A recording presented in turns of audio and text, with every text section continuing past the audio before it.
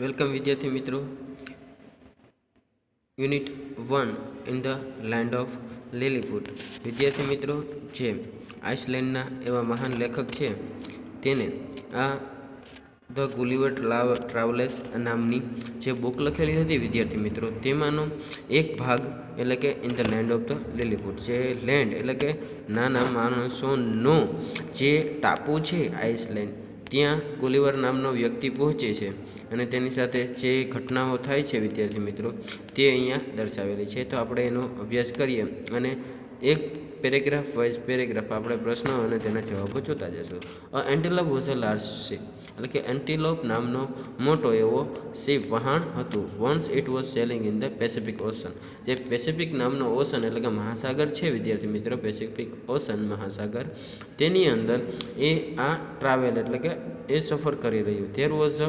There seller on it, એટલે કે ત્યાં 30 સેલરો વિદ્યાર્થી મિત્રો એની ઉપર હતા. Besides the sailor there was a captain and the doctor named Gulliver, એટલે કે વિદ્યાર્થી મિત્રો અહીંયા 30 સેલરો અને તેનો એક કપ્તાન, જે પોતે કપ્તાન પણ હતો, એક ડૉક્ટર પણ હતો, એનું નામ હતું ગુલિવર. તે સફર કરતો હતો. પહેલો પ્રશ્ન, where was the Antelope? The Antelope was in the Pacific Ocean. Antelope ક્યાં હતું? તો કે એન્ટિલોપ પેસિફિક ઓશનમાં હતું. How many sailors are there on the Antelope? એન્ટિલોપની અંદર કેટલા સેલરો એટલે કે તેમાં કામ કરવાવાળા વ્યક્તિઓ હતા? તો આપણે લખવાનું there were 30 sailors on the Antelope. Antelope ઉપર 30 સેલર્સ હતા. વિદ્યાર્થી મિત્રો, અહીંયા જે ખારવાઓ હોય છે એને અહીંયા સેલર કહેવામાં આવે છે. જે આપણે માછીમારો હોય છે એવી જ રીતના આ બધા માછીમારો, એટલે કે માછીમારો તો ન કહી શકીએ, પરંતુ એ સેલરો, દરિયાની સફર કરનારા, દરિયાને ખેડનારા, એ સાગર ખેડુ રીતના આપણે ગુજરાતીમાં એને કહીએ છીએ એ લોકો. Besides the sailor was there on the ship. હા, besides the sailor there was a captain and a doctor named Gulliver the ship. કે વિદ્યાર્થી મિત્રો, અહીંયા જે ગુલિવર છે ડૉક્ટર, એટલે કે એવો ડૉક્ટર ન હતો કે બધાને મેડિસિન દવા આપી શકે. એ ડૉક્ટર એટલે કે ડૉક્ટરની પદવી પ્રાપ્ત કરેલો હતો વ્યક્તિ. તો અહીંયા પહેલાં MCQ છે, the Antelope was in the Pacific Ocean. તો જવાબ છે C. The Antelope was a ship. There were 30 sailor. ચોથો, Gulliver was the doctor. Gulliver શું હતો? ડૉક્ટર. બીજો પેરેગ્રાફ, ઇન ધ બિગિનિંગ એટલે કે શરૂઆતમાં, ધ સેલિંગ એટલે કે સફર કરવો, was smooth, but than there arrows a storm in the C. એટલે કે થોડીક જ વારમાં એ દરિયાની અંદર શું વિદ્યાર્થી મિત્રો આવે છે? એ સ્ટ્રોમ, ખૂબ જ સખત પવન આવે છે. In the see there was strong wind and heavy rain. વધારે પડતો ખૂબ જ પવન અને વિદ્યાર્થી મિત્રો વધારે પડતો ત્યાં વરસાદ પણ આવે છે. સેલિંગ બીકમ ડિફિકલ્ટ, એટલે કે હવે સફર કરવો ખૂબ જ અઘરો થઈ ગયો હતો. The ship begin two drift. Drift એટલે કે એક બાજુ ત્રાસું ચાલવું. જે આપણે કાર હોય છે વિદ્યાર્થી મિત્રો, એ સીધી ચાલતી હોય, પરંતુ જેને ફટાફટ ક્રોસ કરી અને જે ચાલતી હોય, એટલે કે ક્રોસમાં ચાલતી હોય, એને ડ્રિફ્ટ કહેવામાં આવે છે. સ્ટાર્ટેડ સ્ક્રીમિંગ, એટલે કે જે ધેન સડનલી, એટલે કે અચાનક, it hit against the rock and broke into pieces. એટલે કે અચાનક તે રોક્સ એટલે કે પથ્થર સાથે, એટલે કે પહાડ સાથે ટકરાણું અને તેના ટુકડે ટુકડા થઈ ગયા. Every one the ship starting screaming, એટલે કે બધા ચીસો પાડવા માંડ્યા. એન્ડ ક્રાઇંગ, રોવા માંડ્યા. ફોર હેલ્પ, હેલ્પ, મદદ કરો, મદદ કરો.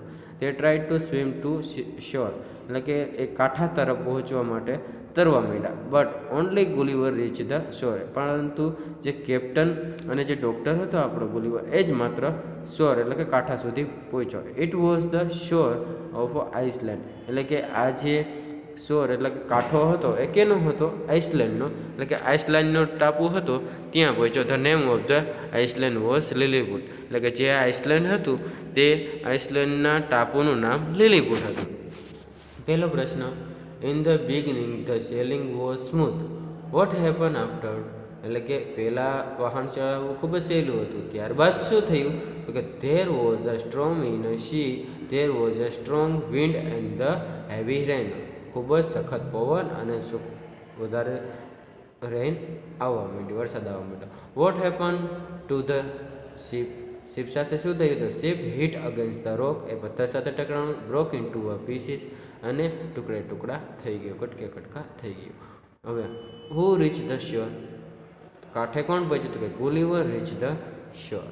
Vote was the name of the land? Island. કે લેન્ડનું નામ શું હતું? The name of the island was Lilliput. There was a storm in the sea. પહેલો MCQ. બીજો MCQ, the ship begin of to drift. ત્રીજો, the ship hit against the rock. The name of the island was Lilliput. ત્રીજો paragraph વિદ્યાર્થી મિત્રો. ગુલિવર walked સમ distance. ગુલિવર ત્યાં પહોંચે છે અને ત્યારબાદ થોડુંક ચાલે છે, એટલે કે લેન્ડ ઓફ લિલીપુટ ઉપર એ થોડુંક ચાલે છે, દરિયામાંથી તરીને થાકી ગયો હોય છે, થોડોક ચાલે છે. But he was very tired. તે તરીને ખૂબ જ થાકી ગયો હોય છે. He fell asleep. અસ્લીપ એટલે કે વિદ્યાર્થી મિત્ર ખૂબ જ થાકીને સૂઈ જવું. On the grass. ગ્રાસ ઉપર એટલે કે દરિયાની થોડીક જ આગળ ચાલે છે, એ કાંઠો પૂરો થાય છે અને એ ડાયરેક્ટ ઘાસ આવી જાય છે ને તે ત્યાં સૂઈ જાય. He woke up to next morning. એ બીજી સવારે વિદ્યાર્થી મિત્રો ઉઠે છે. And try to get up. અને ઉઠવાની એ તાકાત કરે છે. But getting up was not possible. એટલે ઉઠવું પોસિબલ ન હતું. His hand and legs were tied. એટલે કે એના હાથ અને પગ બાંધેલા હતા. Gulliver felt something walking on his body. ગુલિવરને એવું લાગ્યું કે એની બોડી પર કાંઈક ચાલ્યું આવે છે. It was a tiny man. એ નાનકડો માણસ હતો. Only 15 centimetre tall. માત્ર 15 જ ઇંચનો. Soon there were several men on his body. થોડીક જ વારમાં ઘણા બધા માણસો એના ઉપર ચાલ્યા આવતા હતા. Only 15 inch. વિદ્યાર્થી મિત્ર માત્ર 15 જ ઇંચનો માણસ. There were all very tiny. તે ખૂબ જ નાના હતા.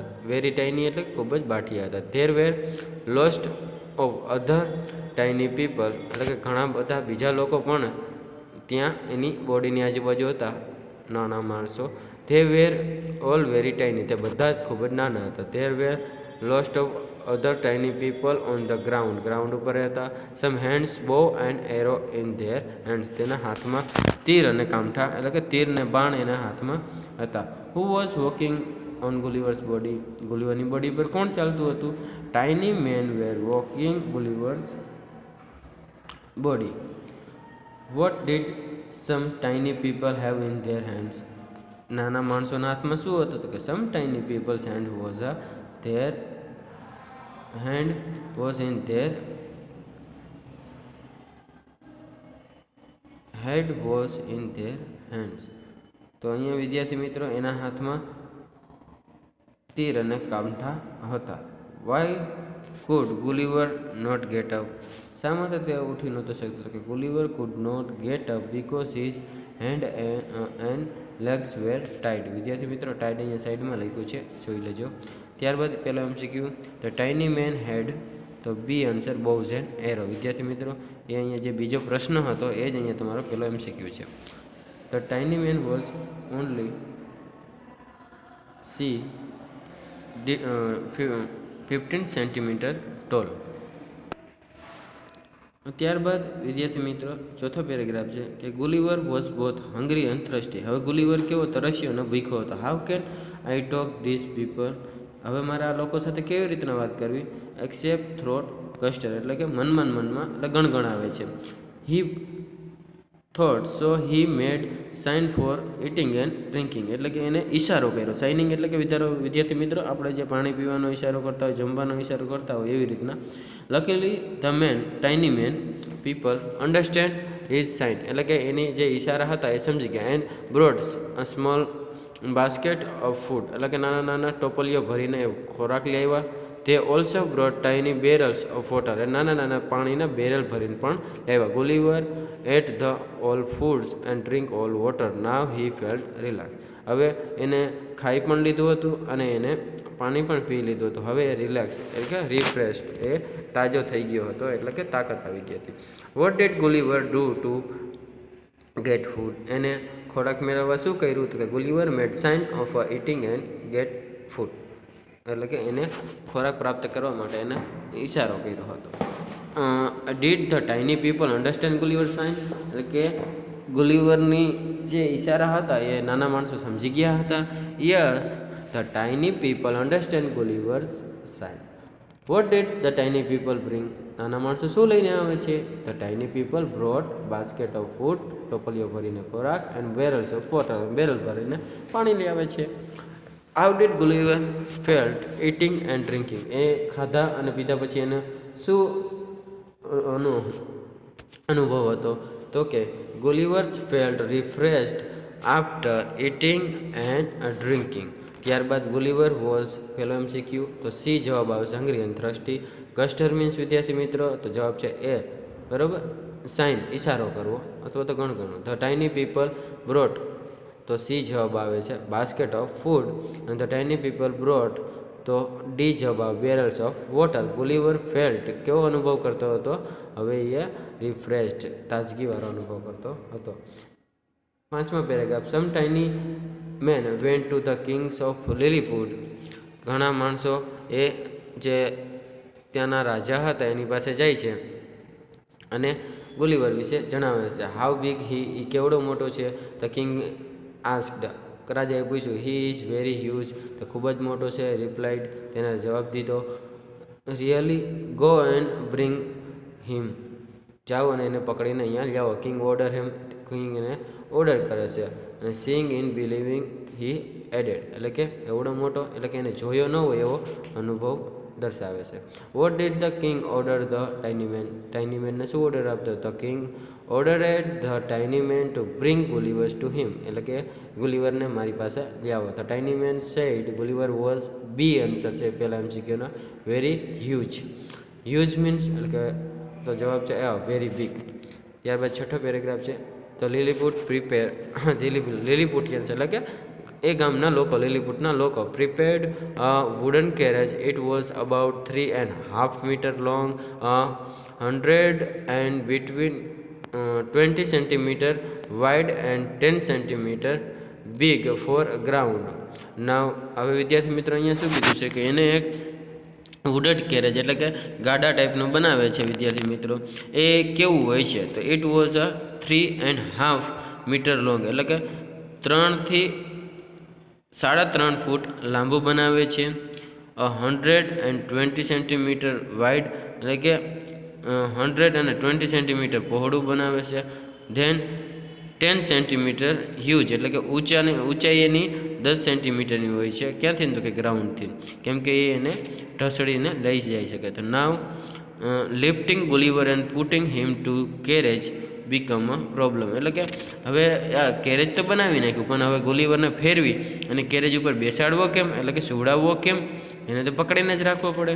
તો with great difficult they solve it, ઘણી મહેનત અને મુશક્કત પછી એને સારી રીતના એને કેરેજ ઉપર સુવડાવ્યો અને પાછો એમાં બાંધી દીધો. What did the Lilliput prepare? એ શું પ્રિપેર કરે છે? The Lilliputian prepared a wooden carriage. What was the problem? Problem શું હતી? તો કે lifting Gulliver and putting him, એટલે કે ઉપાડી અને કેરેજમાં મૂકવો એ ખૂબ જ પ્રોબ્લેમ, મુશ્કેલી ભર્યું હતું. ધ લીલીપુટિયન પ્રિપેર્ડ ખાલી જગ્યા, તો એમાં શું આવે? C wooden carriage. પછી ધ કેરેજ વોઝ હાઈ, એ કેવો હોય છે? બહુ ખૂબ જ મોટો. ત્યારબાદ 7મા પેરેગ્રાફ.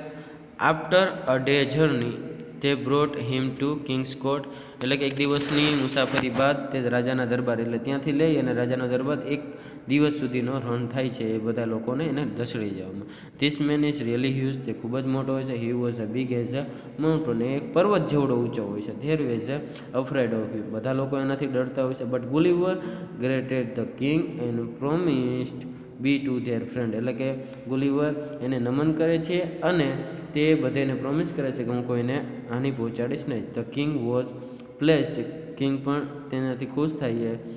સેટ હિમ ફ્રી, એને આઝાદ કરે છે. Gulliver live to island happily for a long time, એ ગુલિવર છે લાંબા સમય સુધી લીલીપુટમાં રહે છે. What was the king say about Gulliver? The king said, રાજા શું કહે છે ગુલિવરને? તો king said that Gulliver was as a big as a mountain, તું એક મોટો પર્વત જેવો છો એવું રાજા કહે છે. પછી vote did Gulliver do?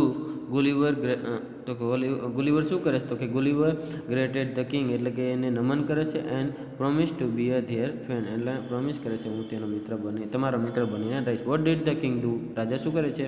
The king set Gulliver's free.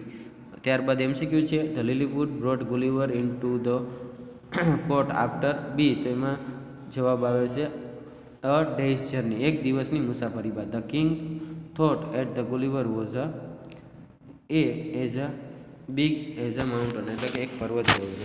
તો વિદ્યાર્થી મિત્રો, આ પાઠનું ખૂબ જ ધ્યાનપૂર્વક આપણે સ્વાધ્યાય પોથીમાં લખ્યું અને સમજણ કર્યું. તો ઓલ ધ બેસ્ટ.